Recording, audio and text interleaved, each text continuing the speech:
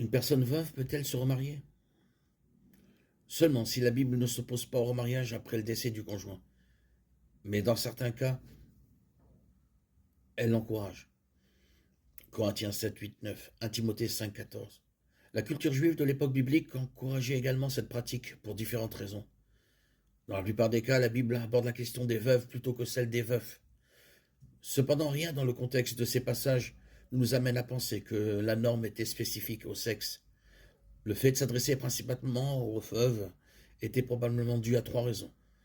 La première était que les hommes travaillaient généralement à l'extérieur du foyer, effectuant parfois des travaux dangereux. Les hommes de l'époque biblique, tout comme aujourd'hui, avaient en moyenne une espérance de vie plus courte que leur épouse. Ainsi, les veuves étaient beaucoup plus nombreuses que les veufs. La deuxième raison était le fait que les femmes avaient rarement les moyens de subvenir à leurs besoins et à ceux de leurs enfants à l'époque biblique, 2 Rois 4, 1, 7. Le remariage était le principal moyen par lequel une veuve pouvait recouvrer sa protection et subvenir à ses besoins et à ceux de ses enfants. Une fois que le Christ a établi l'Église, celle-ci est devenue responsable de la prise en charge des veuves dans certaines circonstances. 1 Timothée 5, 3, 10. Le troisième problème était que la culture juive préoccupait la continuité de la lignée et du nom du mari.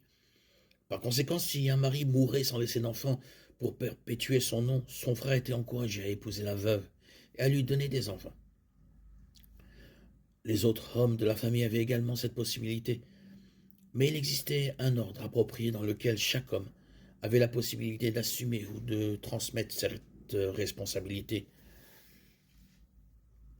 Même parmi les prêtres qui devaient suivre une norme plus élevée, le remariage après le décès d'un conjoint était autorisé.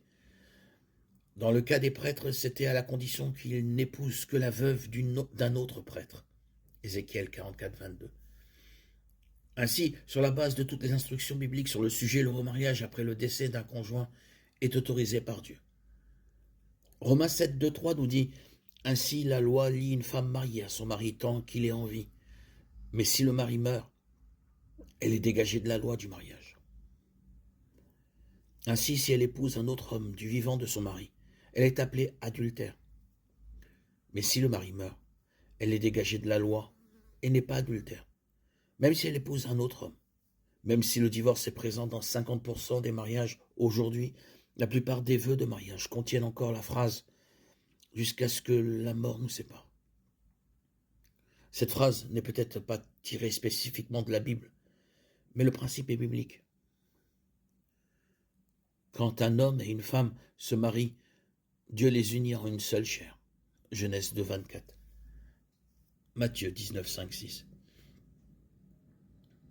La seule chose qui peut briser le lien du mariage aux yeux de Dieu, c'est la mort. Si le conjoint d'une personne décède, la veuve ou le veuf est absolument libre de se remarier. L'apôtre Paul a permis aux veuves de se remarier dans 1 Corinthiens 7, 8, 9 et a encouragé les veuves plus jeunes à se remarier dans 1 Timothée 5, 14. Le remariage après le décès d'un conjoint est absolument autorisé par Dieu.